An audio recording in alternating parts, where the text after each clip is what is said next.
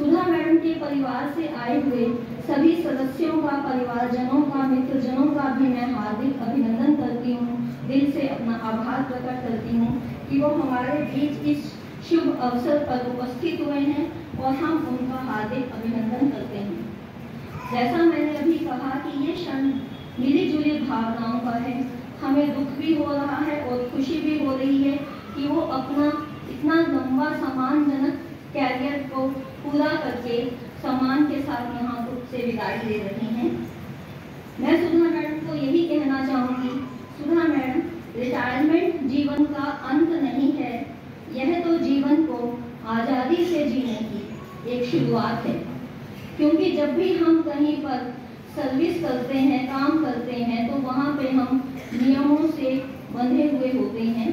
तो अब आप अपने भावी जीवन में जो भी आप करना चाहें, खुल के आप उन सभी अपने कार्यों को अंजाम दे सकती हैं। महाविद्यालय की सबसे बेहतर प्राध्यापिका के रूप में आपने अपना नाम कमाया है और जैसा अभी सभी ने कहा और आपकी जो ये हमने फिल्म देखी है, इसमें भी आपका योगदान हमने देखा है। आपने हर कर्तव्य को बखूबी निभाया है। पिछले लगभग 33 सालों से हम लोग साथ काम कर रहे हैं। 32 साल से ऊपर हो गया है समय, हम दोनों साथ काम कर रहे हैं, हम उम्र भी हैं। लेकिन सुधा मैडम के साथ पिछले 4 सालों से बहुत करीब से काम करने का मुझे मौका मिला। जैसा कि नीलम मैडम ने भी कहा, गीता मैडम ने भी कहा कि वो सभी प्रिंसिपल्स के साथ सहयोगी के रूप में उन्होंने बहुत अच्छे से काम किया है। तो मुझे भी ये अवसर मिला कि उनके साथ मैं काम कर सकूं और जो उनका अनुभव था प्रिंसिपल्स के साथ काम करने का, उससे मैं भी लाभान्वित हुई और मुझे भी अपना काम अच्छे से करने में उनसे प्रेरणा मिली। कैसे कहें पुनी, कौन सी उठानी था सुधा के संबंध में। कुछ कहते समय मेरी स्थिति ठीक वैसी ही है।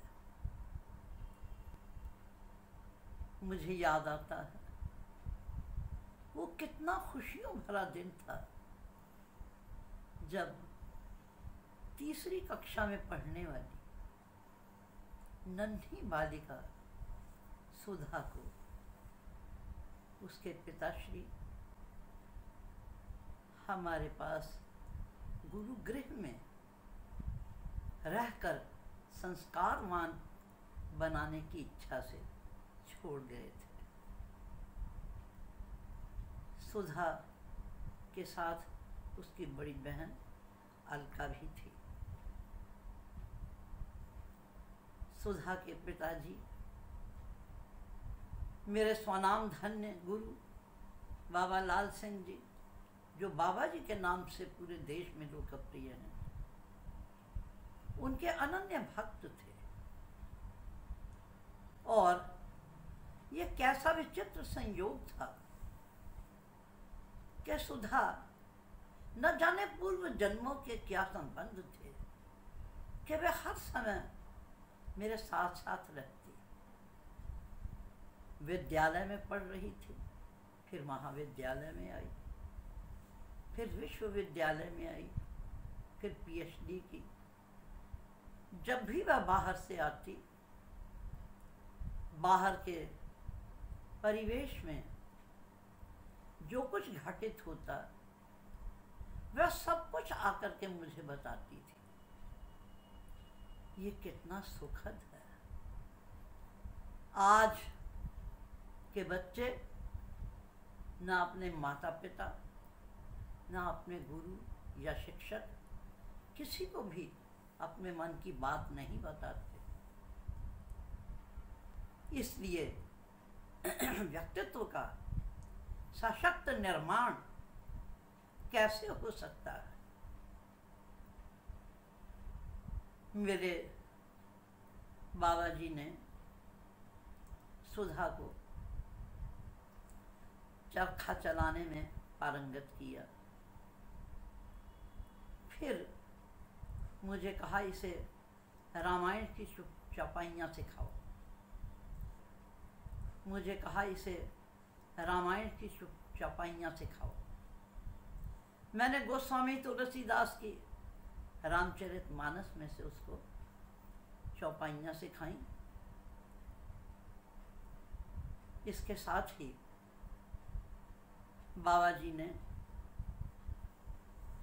इन बच्चों को बापू की जीवन शैली का सच्चा ज्ञान करवाने के लिए हस्तोद्योगों में नाड़े बनाना भी सिखाया। और सुधा इस मामले में बड़ी दक्ष हो गई थी। एक दिन वह मुझसे कहने लगी, दीदी अगर आप रात भर मेरे साथ जागें तो मैं रात्रि जागरण करके ज़्यादा से ज़्यादा नाड़े बनाना चाहती हूँ, देखूँ मैं कितने नाड़े बना लेती हूँ। मैं उसके साथ बैठ गई, मैं चौपाइयाँ गा गा कर उसको याद करवाती और वह तेज तेज उंगलियां चलाकर नाड़े बनाती जाती। पूरी रात में उसने 22 नाड़े बना लिए। बाबा जी देखकर पुलकित हो गए। सुधा ने पूज्य बाबा जी के पूछने पर एक संकल्प किया। उन्होंने पूछा कि बिटिया तुम अपने लिए कोई रंग चुन लो। उसने ऑफ वाइट यानी खादी में कोरा रंग यह चुना और शैशव से लेकर अपने पूरे सेवा काल में कार्य करते हुए भी इस व्रत को पूरा किया। आज के फैशन प्रिय नारी समाज को देखा जाए तो यह छोटी बात नहीं है।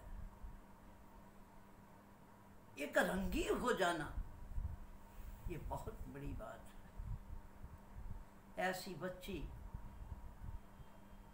के प्रति हृदय गर्व से भर उठता है। या नीड़ मनोहर कृतियों का यह विश्व कर्म रंग स्थल है परंपरा लग रही यहाँ ठहरा जिसमें जितना बल है। उसमें यह जो आत्मबल है उसके कारण उसका यश, उसकी कीर्ति वह बनी रहेगी, संवर्धित होती रहेगी। मेरे और बाबा जी के द्वारा दिए हुए संस्कारों को उसने आचरण का परिधान बनाया। परिधान पहनाकर अपने तेजोदृप्त व्यक्तित्व का श्रृंगार किया। गोस्वामी जी की उक्ति यहाँ चरितार्थ होती है। परोपदेश कुशल बहु तेरे जे आचरहि ते नर ना घने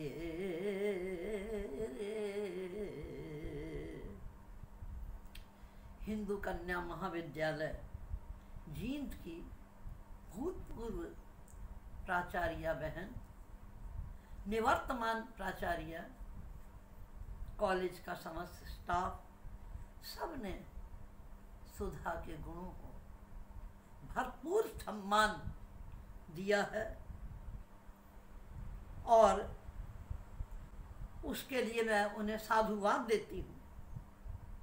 अंत में मैं उसको आशीर्वाद देती हूँ, विश्व भर सौरभ से भर जाए सुमन के खेत सुंदर खेत। स्नेही सुधा, हृदय की गहराई से प्यार, तुम्हारा नाम ही सुधा है। तुमने जीवन में विचारों के अमृत तत्व के लिए सदा संघर्ष किया है। तुम्हारी सेवा भावना परिश्रमी स्वभाव तथा पूरे स्वाभिमान के साथ जीना, यह सदा अनुकरणीय रहेंगे। तुमने जिनके साथ भी कार्य किया है उन पर अपनी अमिट छाप छोड़ी है। हम दोनों तो दोस्त पहले हैं और शायद बहनें बाद में। तुम्हारे साथ बिताया समय तथा अब व्हाट्सएप पर होने वाले संवाद, जिसमें कितनी लंबी बहस के बाद निष्कर्ष निकलते हैं, आज भी जीवंत है। जिसने भी तुम्हारे साथ इस तरह से बातचीत की वह तुमसे प्रभावित हुए बिना नहीं रहा। और ये 60 वर्ष की स्वस्थ तथा ऊर्जापूर्ण यात्रा की पूर्णता का गौरव, वाह क्या कहने। तुम अपनी भावी योजनाओं में स्वास्थ्य, संतोष तथा आनंद की प्राप्ति कर सको, इसी आशा और प्यार के साथ तुम्हारी अलका। हेलो सुधा मैडम, आपकी रिटायरमेंट पर आपको बहुत बहुत बधाई। मुझे बाहर जाना पड़ा, इसलिए मैं पर्सनली तो आपको नहीं मिल पाऊंगी, पर फ़ोन पर तो हम बात कर ही सकते हैं। आपने कॉलेज 89 में ज्वाइन किया। आप बहुत सिंसियर, मेहनती, इंटेलिजेंट सभी कुछ थी, सभी के काम आने वाली, सभी स्टूडेंट्स की हेल्प करने वाली। बहुत अच्छा आपका हमेशा रहा।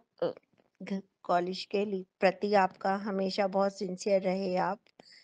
मैं 89 में टीचर फेलोशिप पर रोहतक पीएचडी करने गई हुई थी जब आपकी ज्वाइनिंग हुई है।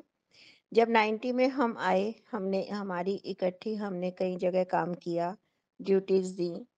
आपका हमेशा बहुत अच्छा रहा।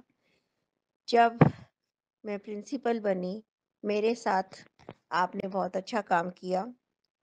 हम मिलकर ही कहीं आते जाते थे, जहाँ भी ज़रूरत थी हम मिलकर सारा काम करते थे। कॉलेज को संभालने में, उसमें आपका पूरा सहयोग रहा। आपने कॉलेज में हर काम में बढ़ चढ़कर हिस्सा लिया। हर कोई आपका जो भी आपने किया बहुत अच्छा किया। आप जो भी भविष्य में करना चाहते हैं वो भी अच्छा ही होगा। आपकी इच्छा थी शायद कि आप अनाथ आश्रम खोलना चाहती हैं, तो वो भी सफल होगा।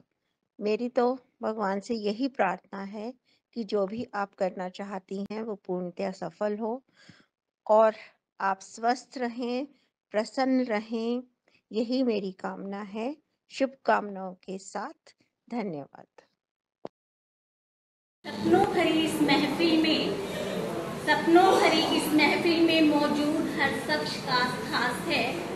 किसी की खुशी में शामिल होना जिंदगी का सबसे खूबसूरत एहसास है। इसी खूबसूरत एहसास के साथ आज के सेवानिवृत्ति विदाई समारोह में उपस्थित प्राचार्य महोदया, आदरणीय मैडम के घर से आए सभी सम्मानित सदस्य, पारिवारिक सदस्य, महाविद्यालय के वरिष्ठ एवं सहयोगी गणों को मेरी तरफ से नमस्कार।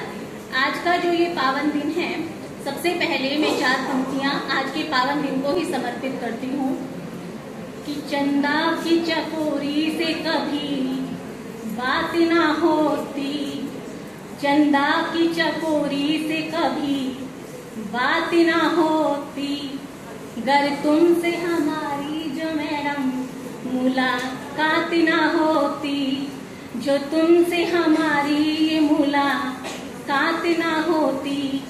सुधा मैडम में कुछ खास बात है अंबर, सुधा मैडम में कुछ खास बात है अंबर, इतनी हंसी वरना ये कभी शाम ना होती, इतनी हंसी वरना ये कभी शाम ना होती। आज का जो शुभ दिन है, सेवानिवृत्ति के शुभ अवसर पर आदरणीय सुधा मैडम के बारे में मैं क्या ही कहूँ, क्योंकि सबने इतना कुछ कहा तो मुझे तो जो भी कहना है वो कम ही लगेगा। फिर भी मैंने इनके व्यक्तित्व में एक अद्भुत अनूठी प्रतिभा होने के साथ साथ, सबने कहा कि संयम है, आत्मविश्वास है, सहनशीलता है, लेकिन मुझे लगता है कि एक सबसे बड़ा गुण सहजता इनके स्वभाव में मैंने हमेशा ही देखी है। जितनी ये सहज हो सकती हैं, मुझे नहीं लगता कि कोई भी दुनिया में इतना सरल, इतना सहज हो सकता है। वैसे तो मेरा संबंध इनसे काफी वर्षों से रहा है। 2006 से मैं इनसे परिचित हूँ, जब इन्होंने एमफिल में मेरी मार्गदर्शिका के रूप में कार्य किया था, तो इन्होंने मुझे जितने अच्छे तरीके से मार्गदर्शन दिया था वो मैं कभी नहीं भूल सकती। कार्य क्षेत्र में मैं पिछले 4 वर्षों से इन मैडम के साथ कार्य करने का मुझे सुअवसर मिला है। तो वहाँ पर भी ना मैडम केवल सहयोग करती हैं, अपितु उनके व्यवहार में अद्भुत सद्भावना, वे कार्य के प्रति निष्ठा। ऐसा नहीं है कि मैंने किसी क्षण देखी हो, मैंने तो पल पल कार्य के प्रति निष्ठा को इनके स्वभाव में देखा है। कार्य कठिन हो या सरल हो, ऐसा कभी उन्हें कहते नहीं सुना कि कार्य कठिन है, कैसे संभव होगा। जैसे कि इनके लिए सब कुछ संभव